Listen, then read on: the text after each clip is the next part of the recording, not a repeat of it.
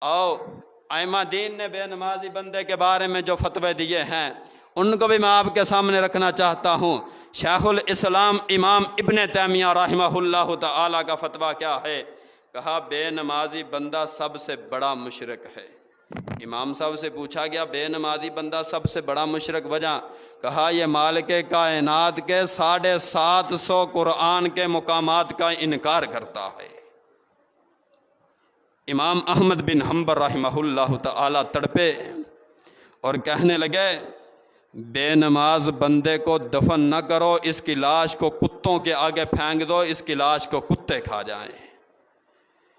امام ابو حنیفہ رحمہ اللہ تعالیٰ کا فتویٰ، امام ابو حنیفہ فرماتے ہیں بے نمازی بندے کو قید کے اندر بند کر دو، جیل کی سلاخوں کے اندر، اس کا کھانا بھی بند کر دو، اس کا پینا بھی بند کر دو، اس کی ملاقات بھی بند کر دو، یہاں تک کہ وہ مالک کائنات سے توبہ کر کے نمازی نہیں بن جاتا۔